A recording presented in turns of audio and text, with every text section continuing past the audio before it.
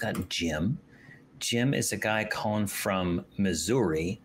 And Jim says if they do put religious commandments in classrooms, it should be the four Carolinians. It should be the four Carlinian sun worship. What on earth is Carlinian sun worship, Jim?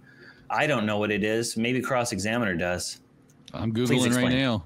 Yeah. Well, it's very simple. It is the worship of the sun in accordance to the teachings of our great prophet, George Carlin, who, unlike Jesus and Muhammad, actually existed.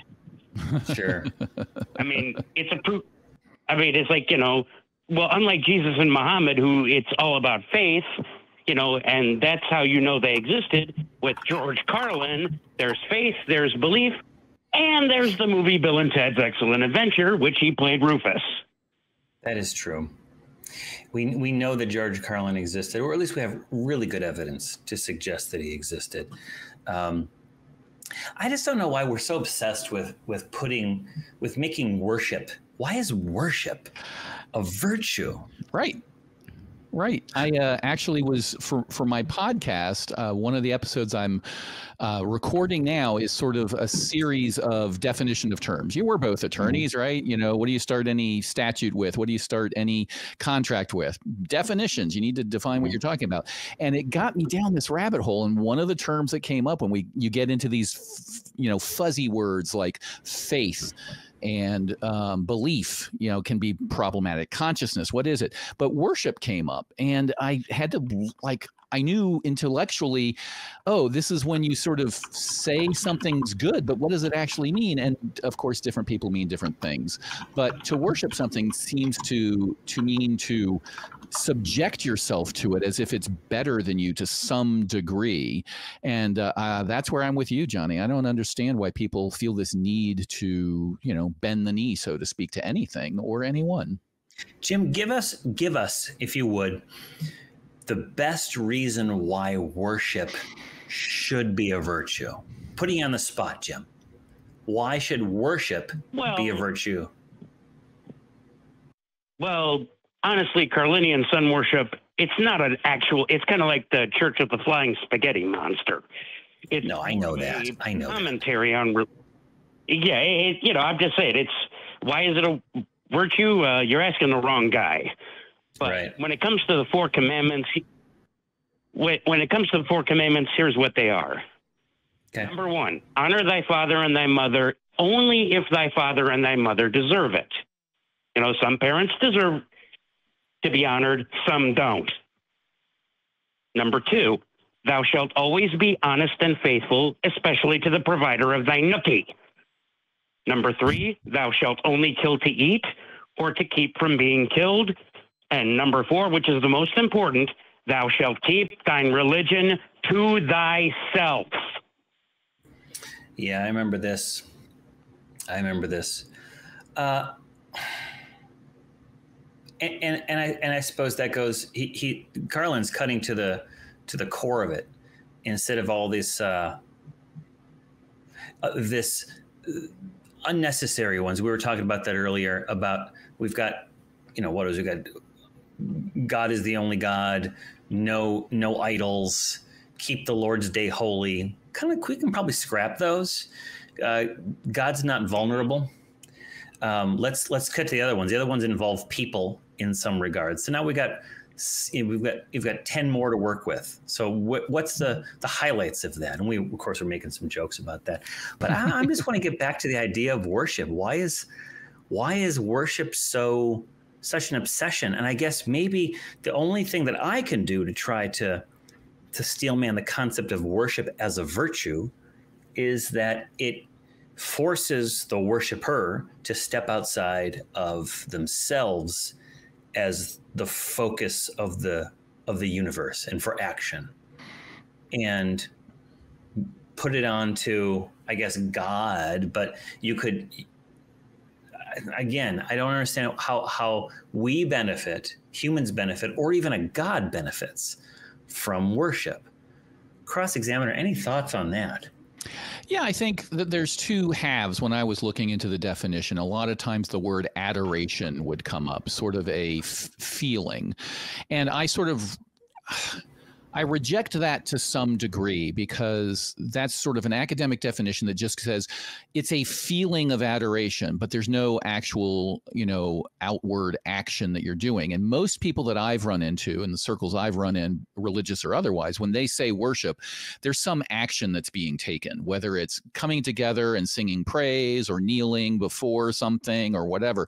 So if it's just a feeling of adoration or respect or love, then worship seems to be just a superlative. Like, I really adore you, or I really love this thing a lot. If that's the case, okay, people can worship whatever they want to, but that's not really what people mean when they say worship, in my experience. Correct me if I'm wrong, anybody, but when I think of worship in a religious sense, all that comes to mind is usually overt actions in a group, supplicating oneself symbolically or literally, and a sense of you are better than me, right? Amazing Grace, the song. It's all about how wretched I am, and while you are worshiping this God. That's the extreme take, but that's where I go when I hear worship. And maybe I'm a little biased. Maybe I think of the negative connotation, but that's the one with the actual overt act. I don't really care if you love something a lot. That's great. This might be me being a hopeless movie buff, but when I think of worship, I think of the underground dwellers from Beneath the Planet of the Apes. Do you remember? Yes, they're absolutely. all gathered around wearing their weird robes. Yep. And they have a cobalt bomb, and they reveal their inmost self unto their God, and they rip off their masks, and they have veiny faces because they have radiation burns and stuff. And that or some other kind of cult-like behavior of focus on an external entity, whether it's in the form of a statue or in some sort of concept, and then all of the ceremonial trappings surrounding that emptying of oneself. And that's also spoken as a positive thing. I empty myself. I give all of myself to my Lord and Savior, to my God, to my Creator, all of these things. And it just seems like if you see it in a positive light, you're rooting yourself in the oneness of the divine and the eternal and all that stuff. But take the person who thinks it's a good thing, show them what people are doing in different religions as they're worshiping Ahura Mazda or the Korean goddess of the harvest, and quickly it becomes, well, that's sick. That's a cult. They're losing their individuality. Yep. And for some reason, we have this blind spot. Toward our own Of course, we don't worship anything. I'm sure we've got people in the comments that are telling us how we worship science, or we worship the sound of our own voices, or something like that. But I've never really understood it. It's like if you don't question it, it's what you do. It's the ceremony. It's the Wicker Man. It's the lottery. Yeah. It's the tradition that you follow because your grandparents did it and your great grandparents did it. Yeah. There's a division there. I think the ceremony word is good. The adoration plus ceremony seems to be worship.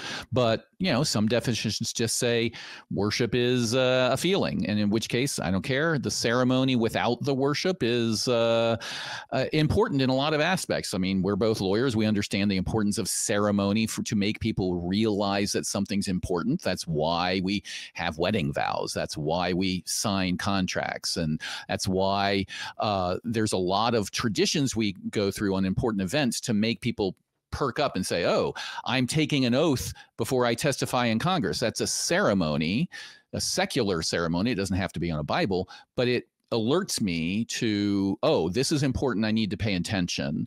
So ceremony on its own is fine, and love and adoration is fine. But when you ceremonialize worship or ceremonialize adoration, that's where it gets a little creepy to me. And it smells of sort of daddy issues. Like it smells of like this need or desire to want to believe that there's something greater than you that you can just put your hands into and say, oh, you're so great, please take care of me. Now, technically, worship is just you're so great, you don't need to take care of me, but they seem to be intrinsically linked in every religion I've ever been presented with. Speaking of every religion that the Cross Examiner has ever been presented with, Jim, you still with us? Yes, I'm here. I'm here. Did you grow up with any particular religion? Was that? Did you grow up with any particular religion? I was raised Catholic. Okay. But, you know, again, and for a while and the biggest reason I always say that I believed is for one simple reason. It was like Pavlov's dog. I got up every morning or every Sunday and went to church with my parents, whether I liked it or not. Yeah. So let's tie Catholicism and worship and the story I told in the cold open. When you were raised a Catholic, did you believe that the Eucharist was literally became the body of Jesus when you consumed it? Well, I thought before I consumed it. After a while, I was like, but then when I actually had my first communion, I'm like, this tastes like a cracker. It is a cracker. But spiritually, it tastes like Jesus's meat, right? No. I always said it tastes like a cracker. There's several taste buds. Okay, you got salty, you got sweet, you got what are the other ones? Umami. Am I missing one? I don't know. I'm not a taste bud. My palate is substandard. And there's not a Jesus one. So there you go. Good point. Yeah. Not that we've detected. Not and yet. maybe those taste buds are in here. Ooh. Yeah. In the heart. Yeah. I bring that up because just today, the Washington Post reported on, for the first time in, I think, 40 or 50 years, the Catholic Church is having a Eucharist convention in Indianapolis in the Lucas Oil Field Stadium. They had it, and it was 50,000 people all participating in this Eucharist convention, again, worshiping by symbolically and according to the church teachings, as far as I can tell, literally believing that once you eat the cracker, it literally turns into Jesus Christ, not figuratively, not spiritually, but literally. And this is part of a bigger effort on the Catholic Church. There's a bishop, I forget his name, he runs the World on Fire movement in the Catholic Church that has been big into bringing back Eucharistic literalness and celebrations. So I don't know if he's involved in this this convention in Indianapolis that happened I think it was this weekend, but it's all tied together into this worship, this weird worship thing of I am nothing, I am going to eat you, I love you so much, I'm gonna join the cult by believing or saying I believe that this cracker is literally the flesh of Jesus Christ, and that just blows my mind. Do you think there's some connection between I love you so much, I'm going to eat you, and when you see like a baby or like a little puppy or something, and you're like, I want to pinch you, is it like that? Do Christians love Jesus so much because he's so cute? Yes. In a salvific sense. That he wants to do that. What's the kid's book? Is it Maurice Sendak? Where the Wild Things Are, maybe? Oh, please don't go. We'll eat you up. We love you so. Yeah. Jim, did you ever get anything good out of those sacraments? You went there. You went there because you had to go. Did you derive any comfort, satisfaction? Did you derive any peace of mind or anything like that when you were undergoing those ceremonies in the Catholic Church? I will tell you before you answer that I really like the smell of incense. Burns my eyes, makes me cough. But the smell of incense, having been an altar boy, say what you will in the comments, but having been an altar boy, I was really bored the entire time. But I did like to smell that incense. And memories and smells have that connection in the brain. How about you? Anything, Jim? Well, basically, when I went to church, until I became an altar boy, I was bored to tears. And the only reason I was okay with being an altar boy was, okay, I actually get to do something now. Yeah. Yeah.